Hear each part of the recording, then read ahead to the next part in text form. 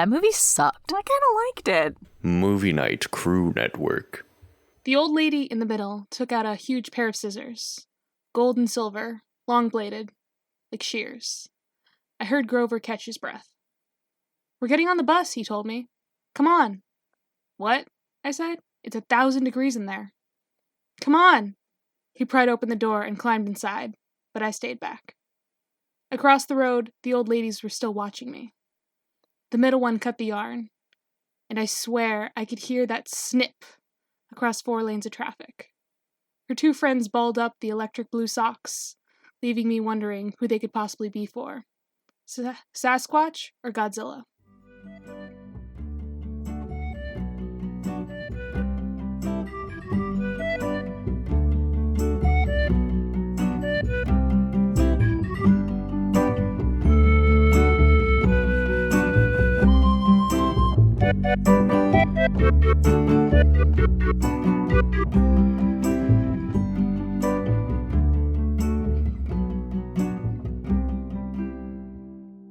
Welcome to Of the Eldest Gods, where we discuss Rick Riordan's role as our godly parent. I'm Taylor from Cabin 6. And I'm Charlie from Cabin 13. Yeah, this week we covered the fate of the Furious. Did we? Yeah, you know, the fates. They're in this chapter.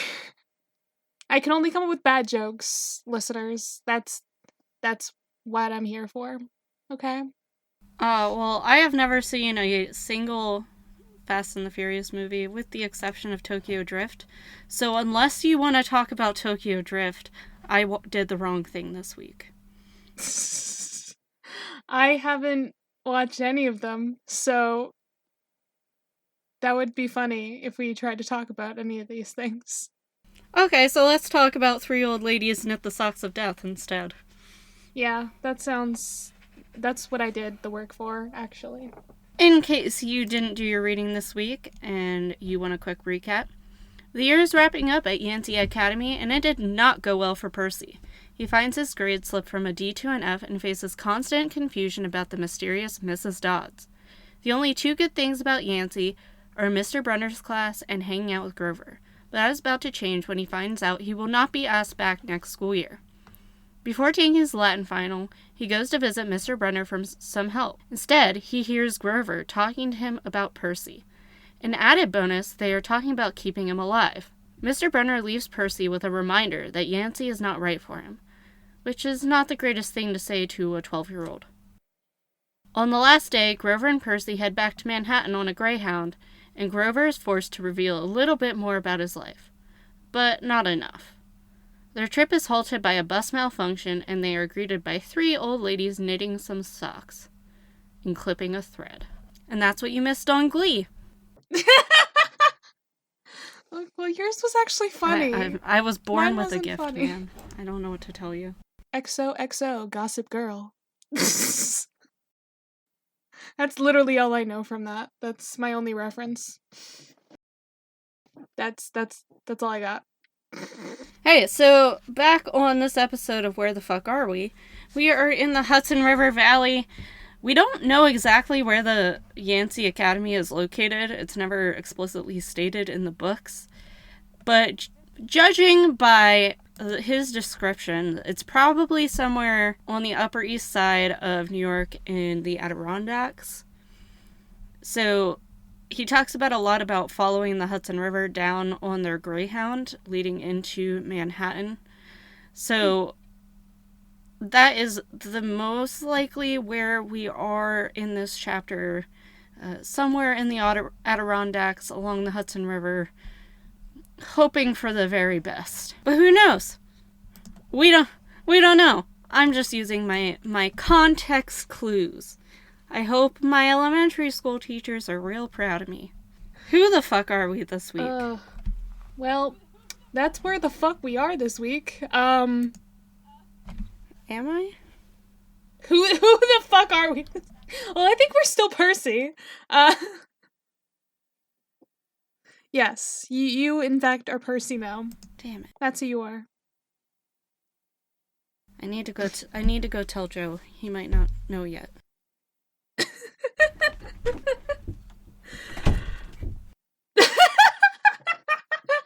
Listeners, I can't see her right now, and I just heard a door close. So I think that's the bit that she left to go tell Joe. I'm back. All right. So it's not even what we're fighting. It's just a thing that is here. How would one fight the fates? That's my question. Very carefully. Can you fight the fates? Can you fight fate? Yeah, like, I have questions. Please tell me more. All right, so literally in the title of the chapter, it's the three old ladies who knit the socks of death. Those are the fates from mythology. Once again, I will probably butcher some Greek words. Yay! So their Greek name is the Moirai. I believe that's how that's said. Their name literally, like, translates to, like, fate or doom. Real great, you know? Real uplifting there. I'm a fan. Yeah. And as literally everybody in mythology, their parentage is just anyone, and possibly Zeus. Probably Zeus. Zeus is an option, but also, like, Kronos, not that Kronos. The other one. Not the Titan, but, like, the primordial god of time and his wife. It was just the funny way you said it. Kronos, but not that one. Sometimes Nyx, sometimes Uranus. They do have siblings, though. The Horae, yeah, I'm gonna say that's what it is. The hours, that's what it means. Which is misleading, because they represent the seasons. They're called the hours, but they represent the seasons. Sounds about right. Mythology, what are you doing with your life? What isn't it doing with its life? Mythology itself is probably doing Zeus right now. You can't see how much I'm face palming right now. She can, but you can't, listener. Yeah, they're pretty deep into it. Just like Zeus is into mythology. Okay.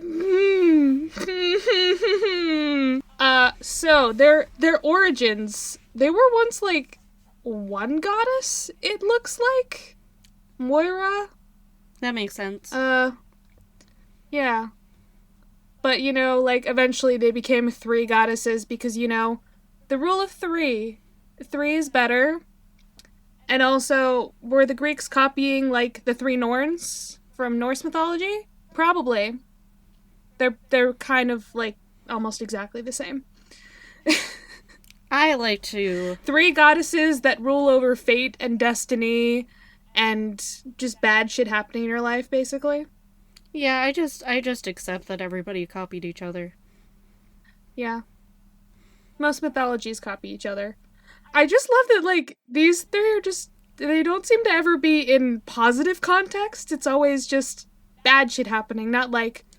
Their name basically means doom.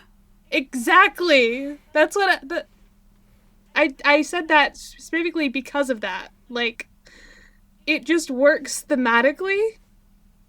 Okay, so the three sisters, we got Clotho, the spinner. She spins the thread. We got Lachesis. I know how to say that one because of Legends of Tomorrow. I want to talk about that. Her name means the allotter, and she measures the thread. Then we have Atropos, the inevitable, and she cuts the thread. Ooh. I love that, like, measuring the thread is, like, an important enough thing. You know? Well, you don't want to cut somebody's life too short or too long. Yeah, you know? I like that. My notes are in fragments here. We're having such fun. That's my life. Yes, I know. The Moirai, the Fates. Jeez. They appear, like, 3 nights after a child's birth to, like, tell you about their life.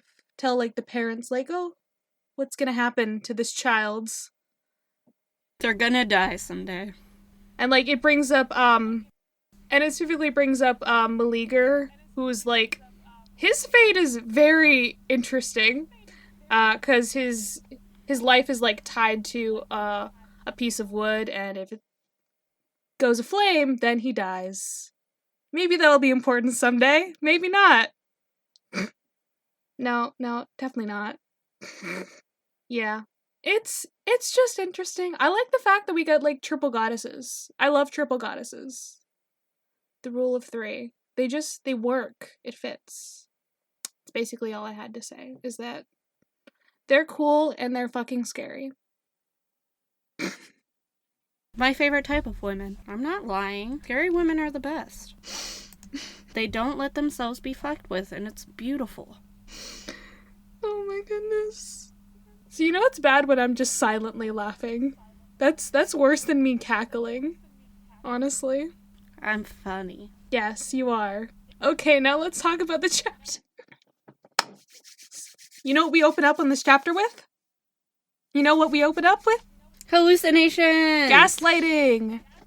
Lying! Yeah! Yay! Telling somebody they're crazy! Yay! I love gaslighting in 2021 America. Wait, no, this is This is 2005, right? 2005. Yeah. 2005 America. Same difference! Same difference? I think a lot has changed, but okay. Hey, but has the gaslighting changed? No. My point exact. So, like, we don't pick up exactly right after the field trip, but basically things are just not going too hot for Percy's mind. Yeah, this chapter covers, like, the entire rest of the year, which is, like, a month, I think? It was, like, May in the last chapter, and now it's, like, school's ended. It's, like, beginning of June. Yeah. So, you've got a month just sort of squeezed in here. It's basically all finals. Ah, lovely. We love that time of year. Finals, my favorite. Finals and the fates.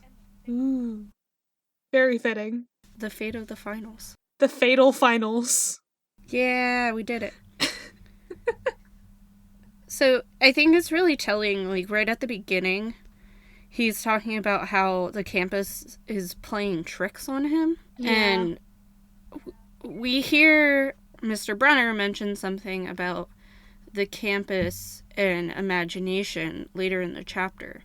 So it's interesting that that's, like, the first thing we see is this idea of him not trusting his own head. I feel so bad for Percy right now. He's doing his best. He's just trying his best. He's trying his best. That's what we have to keep saying every time. That's the motto that I live by. I'm just trying my best. We find out that, like, this Mrs. Kerr has supposedly been here since Christmas. Sorry. So that means that that just means that, like, they still did have the other teacher who was there and had a breakdown. So it's definitely not the same one from before. Yeah. Yeah, because we were talking about that last week where we weren't sure. But it's looking like here that... Yeah, so she stepped in. They are two different. Yeah. But we still don't know what happened to the poor... I want to know how Mrs. teacher. Kerr just appeared? Like, what did they do? How did they create this woman to make her... Was she just teaching somewhere else and, like, she just got zapped here one day and she's like, well, this might as well happen. Except she's obviously married. Okay. I don't know if this would be, like, a spoiler section, but, like, you can cut this out. But, like, is she also, like, another, like, a nymph or something that they just kind of, like, randomly added in there? Who just kind of exists? There's a good possibility. I don't think this is a spoiler. We were talking about Greek mythology. Nymphs are pretty common. Like, bring her in, like, hey, this one died. Can you, like, come over and fill in right now for the next month? I would imagine that the gods are watching the situation, considering what we find out later in the book. So I could see this being a combination of higher-ups being like, well, we need a nymph to stand in. You look pretty, let's go. You know, it would be insane if it was actually, like, a goddess or something. Like, they just plopped Athena in there. No, it's just Hestia. They're just like, here, have Hestia for a while. She's not doing anything. That's what I was thinking, to be honest. I love Hestia. Oh no, she's great. I love that She's like one of my favorites. Let's be honest. She's not doing much. Her job is to protect the home. The hearth. Hearth? Hearth. I can't. Hearth. Word. I always say it, hearth. Yeah. If I say something fast. So, yeah. There's things happening in this chapter. Mostly gaslighting. Oh, I really liked. So we were talking about it's like finals, and Percy specifically says he only studied for Latin, and like I love that. Like it's the only thing he cares about. You want me to rant? Are you gonna rant? Okay, we got a certified Taylor rant coming at you. Okay. Once again, as a teacher, this should tell you something about your class if a student has given up so incredibly much that he's not even associating with the fact that there is a final. Like, how much did you screw up that this poor child has decided only one class matters? That's my mini rant for the moment. I have many problems with Yancey. As one should. It is a school for troubled kids. I mean, I know as we go throughout the entire series, every time a school is mentioned, I'm gonna rant about it. Oh, I can't wait for every single one of them. Because none of the schools he's in turn out well for him. I think high school went okay. Maybe? I don't know. He had other things to worry about then. True enough. He talks about how he's feeling cranky and irritable all the time. There's still a bunch of weather phenomena that's going bananas. They had a tornado 50 miles from Yancey that is the biggest one ever spotted in the Hudson Valley. Like, I don't blame him for his grades plummeting. Like, I get it with my students right now during the pandemic. Like, they're struggling. Well, also, the world is falling apart. He was also expelled before finals. I just realized that in my notes. Like, he literally says he was told he wouldn't be invited back to the school before they went to finals. Yeah. So would you try? Yeah, that's fair. I mean, especially as a 6th grader, it's not gonna follow you. Permanent records. No child left behind. He's just gonna pass on anyhow. Yeah. So I have lots of problems, and I think there's just, I don't like the fact that he's away from his mom so much. Yeah. I think that also causes a lot of the issue. He only has 2 people in the world, essentially. He has Grover and Mr. Brenner.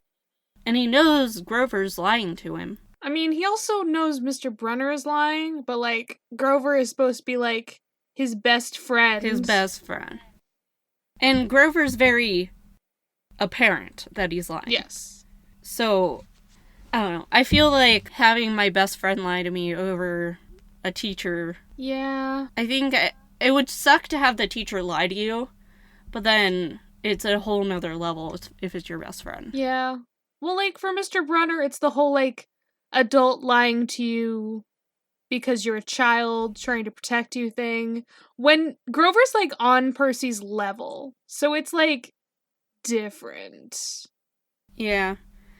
I did want to bring up this one quote, though, about Mr. Brenner that he says once he figures out he's not coming back. Mm-hmm. He said he'd miss Latin class, too, Mr. Brenner's crazy tournament days, and his faith that I could do well. Which just goes back to what I was talking about with, if you have a kid who doesn't care at all about your class, maybe look at how you're treating the children. And you see that with Brenner, like, he has faith in a kid that everybody else has lost faith in.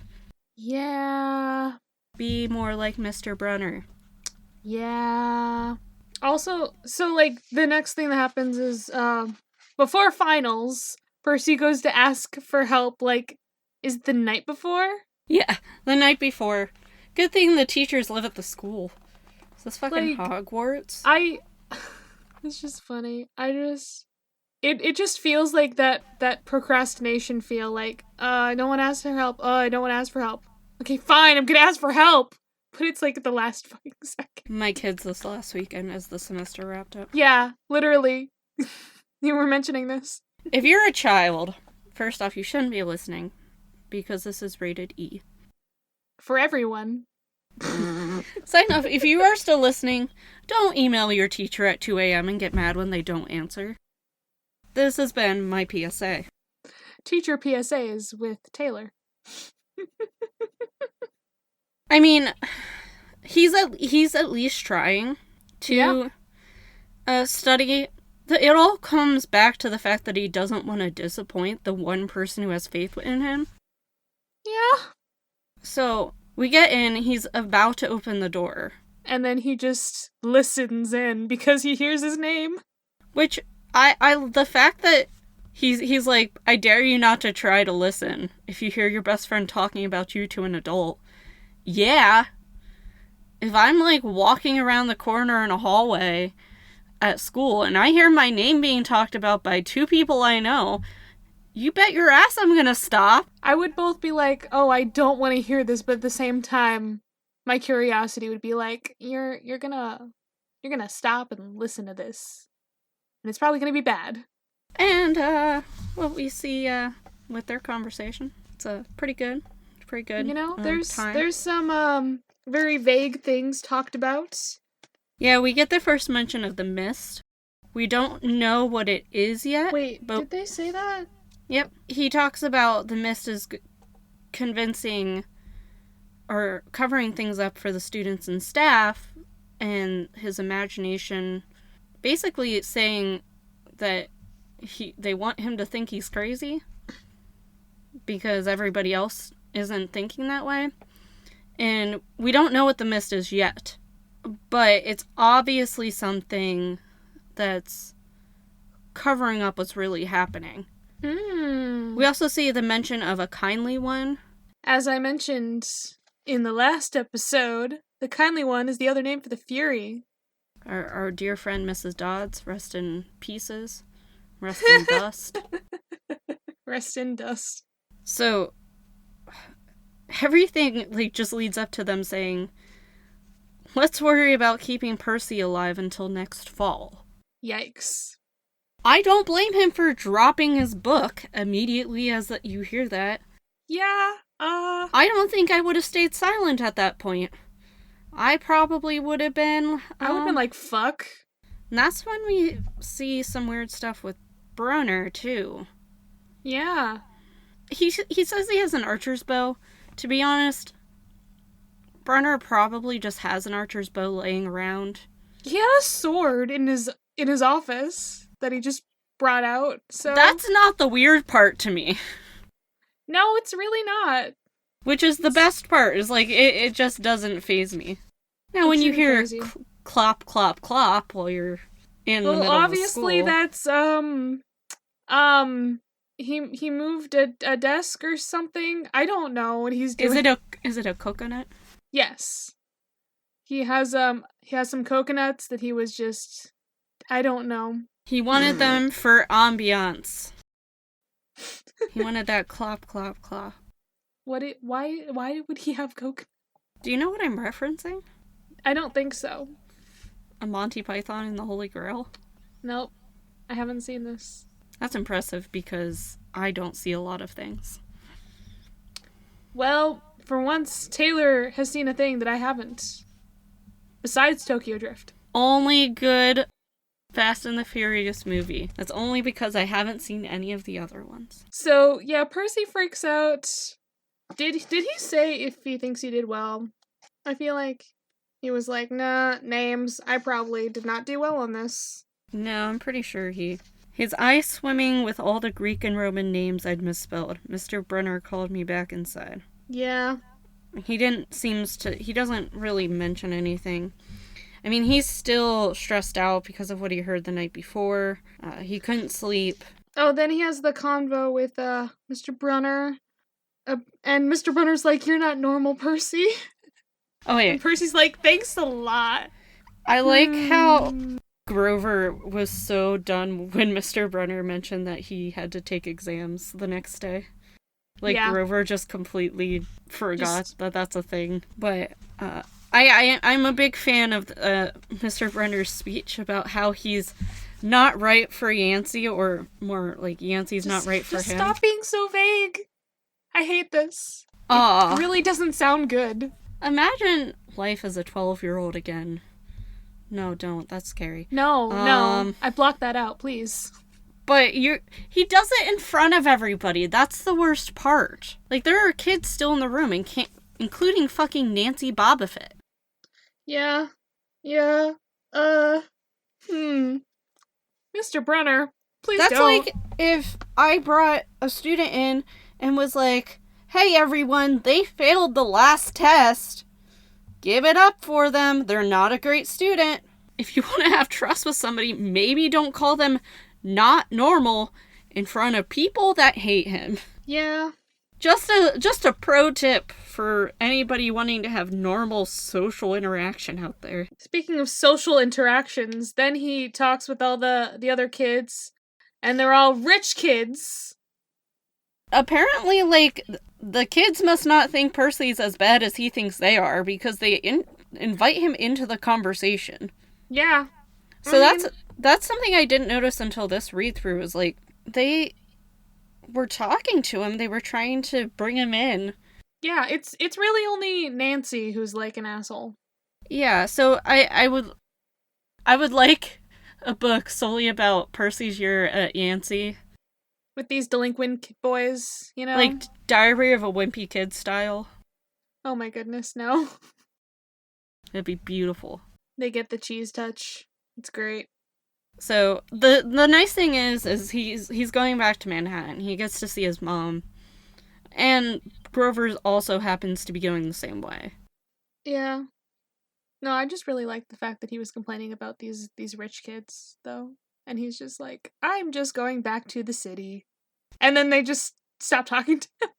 I went to a school that was more affluent than the others in the area. Especially because I moved in between middle school and high school. And people had a little bit more money in that school district than what I was used to. And people would talk about their extravagant vacations, and I'm like, I went 30 minutes away to visit my dad. So I really feel for Percy. Maybe if they didn't live in New York City, they might be able to afford a little more. But they live in New York City. Yeah. And rent is $1 million. Approximately. Maybe Sally should have lived somewhere else. I'm just saying. I love Sally. I can't wait till we talk about her. Yeah. So, I mean, they're taking a Greyhound too, which is already a bad. Yeah, I've heard stories about that. I've had friends get, like, abandoned because of Greyhound buses. That's not good. Honestly, they're lucky that when they got off this bus, they weren't just left on the side of the road. Yeah. So then Percy, of course, like, confronts Grover on this bus, like, looking for kindly ones. What's the summer solstice all about? And Grover's like, nope.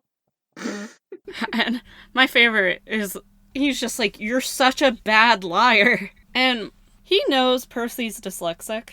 Oh my, yeah, you know what, I didn't realize this. He gives him, first off, he's a 6th grader with a business card. Always a good sign.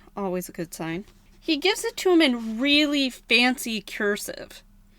If you have dyslexia, that's a problem.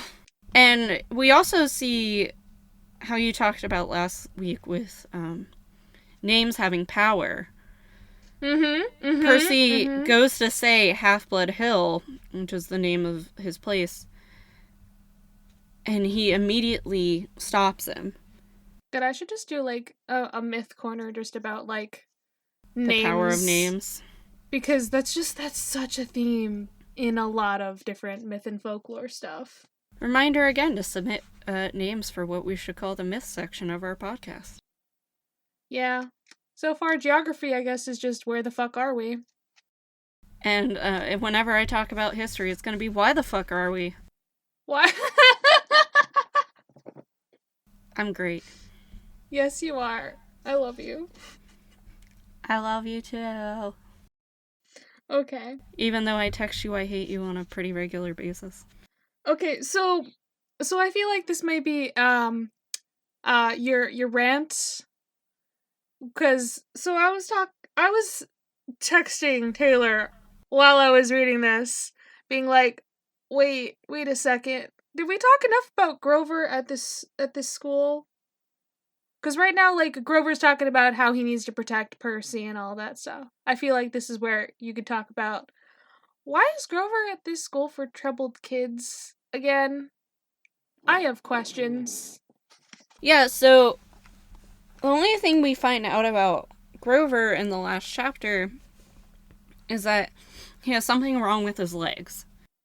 Yeah, and he can't, like, participate in gym class and stuff. That is the only background we get up until this point, and we find out we get this business card for Half-Blood Hill. That's all we know about Grover at this point.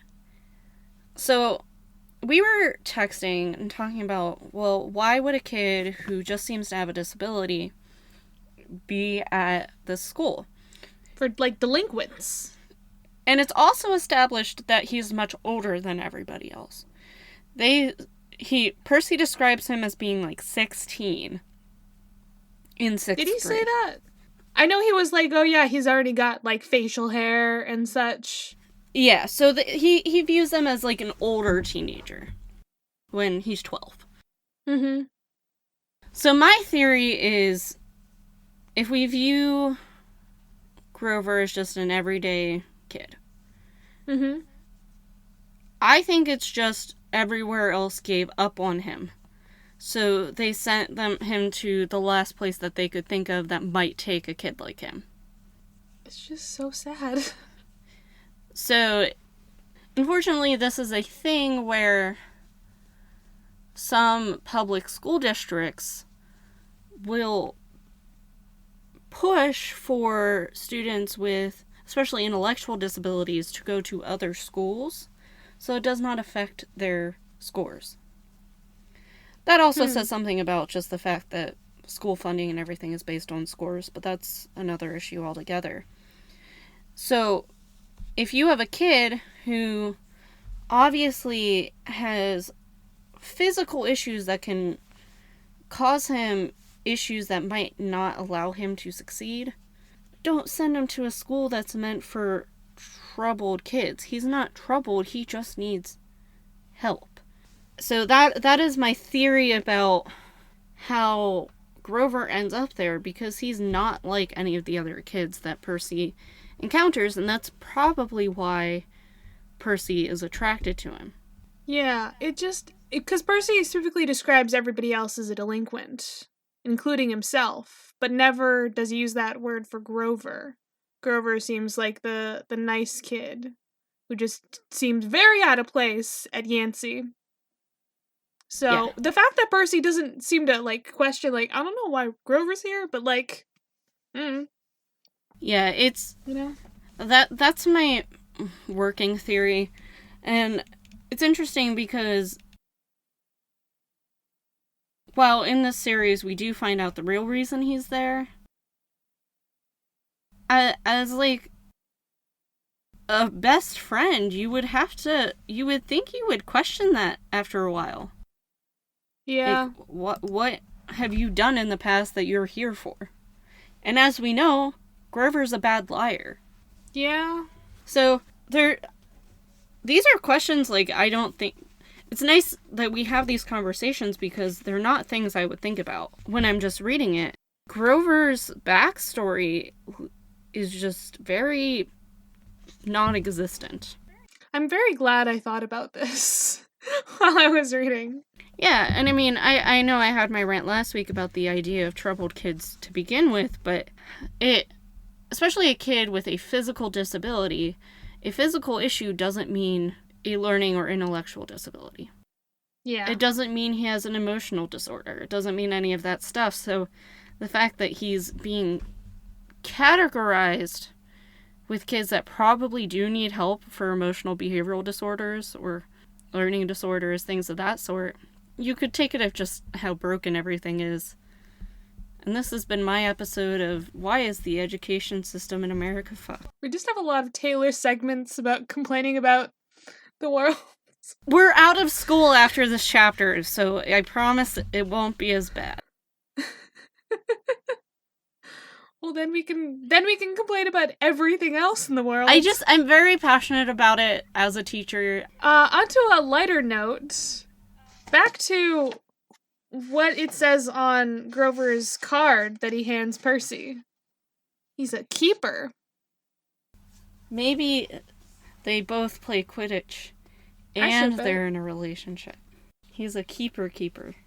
Grover and Percy, bro TP.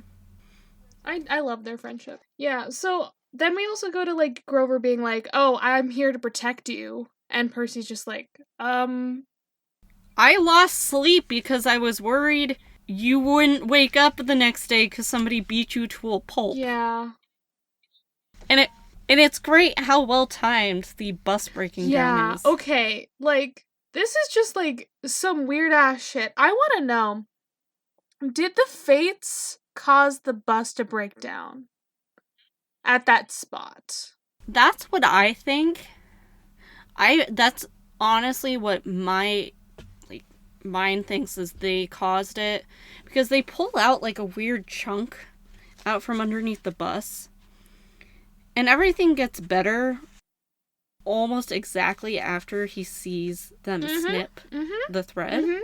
So I really think, I don't know how they did it or what they were, how they planned it, but they wanted him to be where he was. That idea of fate coming back to they're controlling what's going on in your life. I mean, at least they stop outside of, like, a fruit stand.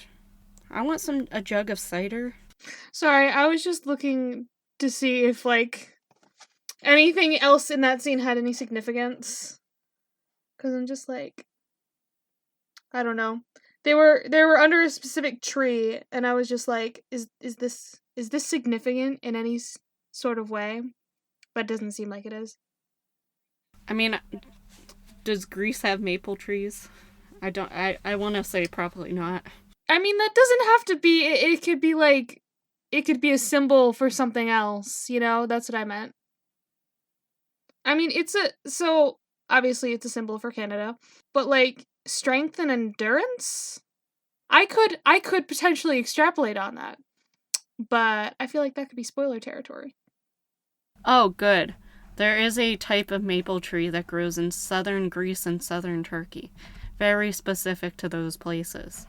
Should I go to the spoiler place for a second and just be like, So, we get off this bus. Grover's anxious. As one would be when you see, like, 3 weird old ladies, like, staring at you across... Is it across the street? Yeah, it's all across the street. And... yeah. God, I have questions about the socks. I said this before we were recording, and I want to know, who the fuck are these socks for? I mean, I don't think they'll fit Percy. What do you say? The size of sweaters? Wait, okay, but yeah. Why are the Fates making socks? I'm so lost. I don't know. I like electric blue. We do find out that blue is a significant color for Percy. Yes, it is. It should be in the next chapter. Well, I mean, that doesn't work for my thoughts on the string, the thread, but yeah, I just like to think, like, the fact that they're blue is interesting. Yeah. I just want to talk to Rick and be like, why socks? Did you just not think it would be funny? I have questions. I mean, he wants Sasquatch to be born. They're in the Adirondacks. I'm sure there's been Sasquatch sightings there. If I got a chance to ask Rick questions, it would be really stupid ones like that. Yeah, it'd be like I want to. Is this just like an inside joke for you? Because it just brings up more questions for me. Is there significance here? Probably not. Good time. That's literally just what's in my notes. Who's supposed to wear the socks in all caps? I think Sasquatch is going to be the answer I stick with. I'm on Team Sasquatch.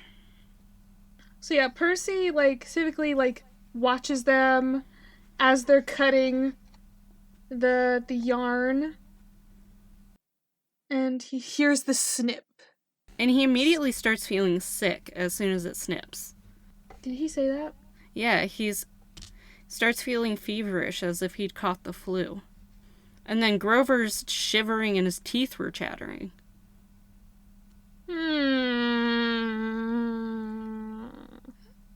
So it's almost instantaneously showing not only how they're tied to each other, they're experiencing a lot of the same issues. Yeah. But also showing that there must be something bigger at play. Yeah.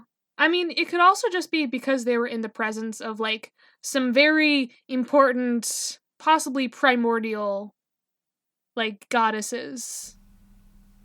So, like, sometimes when you're in the presence of such power, you know... Have you experienced it can, this? Yes, I have experienced this. Oh, okay. I've been in your presence before, so... But not actually. We've never met in person. This is enough for me. Like, Okay. I'm getting feverish and shivering right now, so... Don't make it worse. You might want to get checked out, bud. Don't be in Taylor's presence. She's actually a goddess. That's why I have to teach from home. She's too powerful. Only Joe can be in your presence. Only Jophis, my favorite human. It's because I'm not a human. That's why I'm not her favorite, so... You're right. We see the cord snip. Yeah, we saw the cord snip, and Percy's asking, like, are the old ladies like Mrs. Dodds? And I just love the fact that he reads Grover's expression, and he gets the feeling that they were much worse than Mrs. Dodds. Which just leads into my being like, oh, that they were, like, affected by this. Because they're not run-of-the-mill monsters. They're, like, they can fuck you up. Yeah. I think it's a really interesting way to end it with this. He looked at me mournfully like he was already picking the kind of flowers I'd like best on my coffin. Yeah. Like, closing off this kid's thoughts with man. I also just realized this is,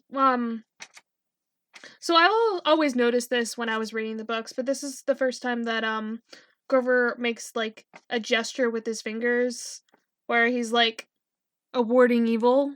Mm-hmm. Yeah. That's something I always liked as, like, a thing in the books. This is the first time that he does that. What just happened was actually kind of fucking scary if you know who those ladies are. So. Yeah. Yeah. So Grover goes to walk him home.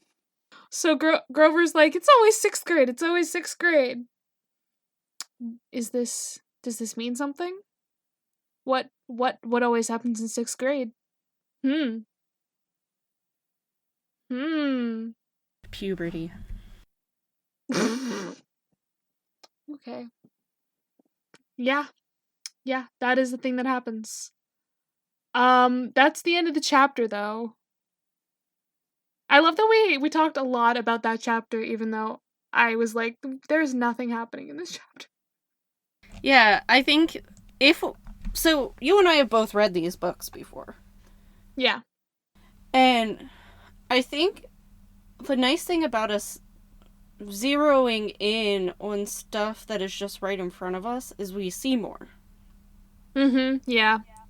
Because the time we first read them was in 7th grade. It's been that long since we've just looked at it as that chapter. And I think sometimes we're like, oh, there's not any significance. There's nothing happening here. But then as soon as we, like, stop and we're like, oh. Well, yeah. Especially if we put ourselves in the shoes of a fucking 12-year-old boy. Yeah. Like, before we recorded, we were just thinking about, shit, there's nothing happening in this chapter. We should think about other things that we could talk about. And Taylor wanted to talk about Hercules. And I was going to talk about Legends of Tomorrow. Because the Fates appear in both of those things. Trust me, I'll find my time to talk about Hercules. Hey, listener, if you want us to start a Patreon and maybe do a bonus episode on Hercules, yeah, let us know. What are you doing? What is happening right now? I'm singing Zero to Hero. Okay. Those are the muses. I know, but the songs... That's what I thought of when I thought of Hercules. The muses are so great. The Fates don't have a song. Yeah, I did not understand how much mythology knowledge she had for a second, and I, like, screamed at Taylor, just like, are you talking about the fucking muses? And I said, no, I'm talking about the fucking Fates. Listen, a lot of people don't know enough, so I worry. I really do. You just hate me. I have thoughts about Hercules. I really love it, but it's not mythology accurate at all. Oh, no, not at all. But it's such a good movie. It's so fucking good. And with that glowing review of Hercules, do you have any final thoughts about just this chapter in general? I mean, we talked about how we talked about everything in, like, excruciating detail, and like I said, nothing happened. But it does if you're a 12-year-old. Yeah. Like, nothing happened and so much happened. This chapter, like, is very formative for Percy himself. This is the first time he's hearing that, okay, Mr. Brunner and Grover know that something actually happened. This is still just a foreshadowing chapter. Like, we're still going for the lead up to, like, shit going down. Yeah. I definitely appreciate it, and I'm really excited in the next chapter to meet Percy's mom. I love Sally. She's probably one of the best characters in Sally the series. Jackson, actual goddess. What are you plugging this week to keep moving ourselves forward? I am going to plug Cherry Limeade Sparkling Ice. Oh my goodness. Not actually, but it's also delicious, so... So I think the biggest thing I want to plug right now is just our friends over at Hello From Elsewhere and the WB&E network. Ooh, yeah. We got to do a hangout with some of our peeps from over there last week, which was so much fun, and their podcast is so great. If you're nerdy or geeky about just about any subject, they've probably got an episode for you. And Casey and Valerie are the nicest people in the whole world. Yes, they are, truly. So that is my plug for this week, is not just their show, but their community. Them as people. I plug Casey and Valerie as people. Yeah, we're just we're not even plugging the show. We're just plugging Casey and Valerie. And their existence. Honestly, Valerie, like, posts things she's knitted on her Instagram, and it's so just calming. It's so cute. So, that's my plug. Is that your plug, too? I actually had, like, other things. I was just gonna be like, hey, this is what I watched this week. Because I watch a lot of shows. You do watch a lot of shows. I literally... In this week, I watched all of Trollhunters on Netflix. And in the last 2 days, I watched all of Harley Quinn on HBO Max. I don't watch TV. I know you don't. I need to have something going on in the background. If it's not a podcast, it's a show. So, yeah, those were good shows. I like both of them. Harley Quinn, though, it's an adult show, just so everybody is aware. This is also an adult show. This is also an adult show. I understand that. I already told you, if you're a child, you shouldn't be listening. Okay, so I think that's all I have for the peoples out there. If you're out there, who knows? If you are out there listening to us, yeah, I'm good. I think we're good. Are we good? You know what? All I have left to say is, Taylor, can you get out of your fucking closet?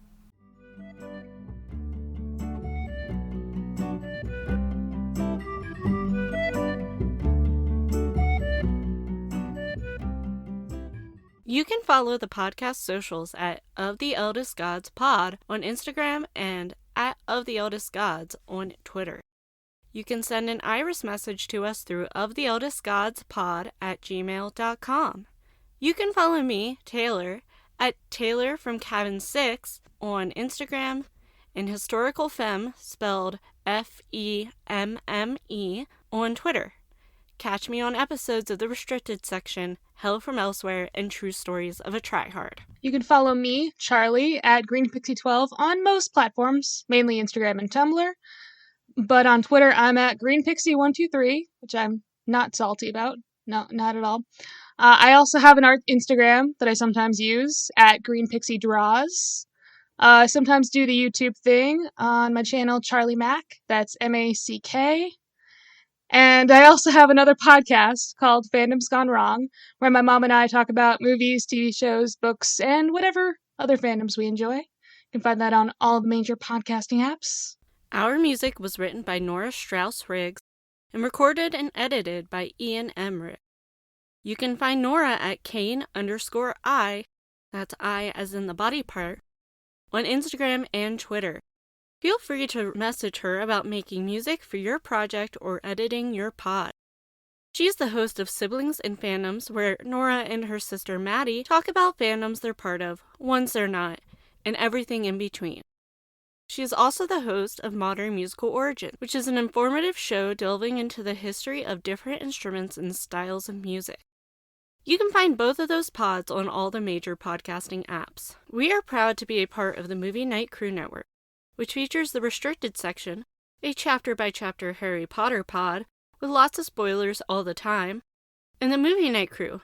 Join some friends as they react to some terrible, some meh, and some really great movies. What's up, potheads? It's me, your host, Christina. Welcome to the Restricted Section. No, we're not in Hogwarts. It's like a metaphor. Do you get it? Like, we're raunchy, and we get drunk, and we make sex jokes, and we have an all spoilers all the time policy. So, you know, it's like the Restricted Section. I've been told that explaining jokes makes them funnier. If you've ever wondered how the Marauders map actually works, if you've ever thought that maybe Snape sometimes wears jeans, if you've ever thought that Draco and Harry are for sure in love, I mean, they're for sure in love. If you've ever had a hard time deciding who you'd rather bang, Bill or Charlie, obviously Charlie, then this podcast is for you. You don't even have to do the reading, we'll do it for you. Catch the Restricted Section every Wednesday wherever you get your podcasts, and find us online at Restricted Section Pod.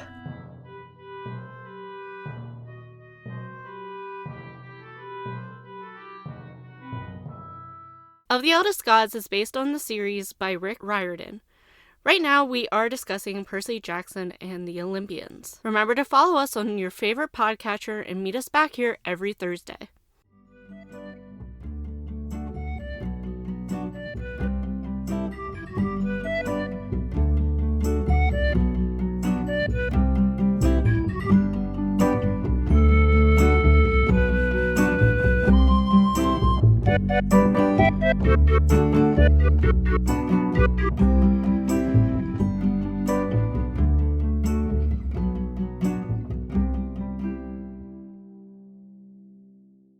Kronos, but not that one.